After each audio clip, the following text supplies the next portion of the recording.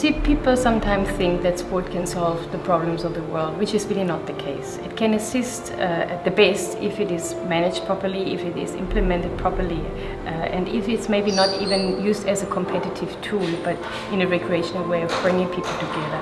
When you look at who are perpetrators of crimes, you might have the same situation in South Africa, that it is our youth. It is people between, let's say, 16 and 35 very often. Not only, but very often. And to give young people a healthy alternative to belong to something is something that is a challenge for us. And young people are missing that. They're looking for guidance, they're looking for belonging. And what better a tool than having a sports, either a sports club or an organization that uses sport as a tool. If young people are involved in a healthy sporting activity, and I'm not talking competitively, it could be beach volleyball, it could be badminton, it could be dancing, it could be anything. Any kind of healthy recreation activity using sport and recreation will take them away for things like drugs, like any unhealthy activity, like any type of criminal activity, and also the option of belonging to a gang, which is a different kind of focus. If they would have a sense of belonging to a youth group that does something positive. And I think the sense of you can contribute to creating a better community. If we could install that sense to everybody using sport as a tool, again, we can only use it as a tool, but I can assist just maybe one person, or I could assist my community to be a better place. And how can I do that? I could involve children in a activity. Could even use singing. It doesn't have to be sport. It could be dancing, could be drama.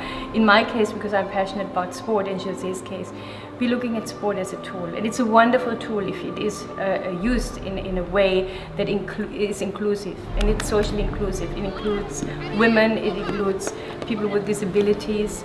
So it includes the community to look at something, how can we do something together? And it's one little step. Can only be one little step.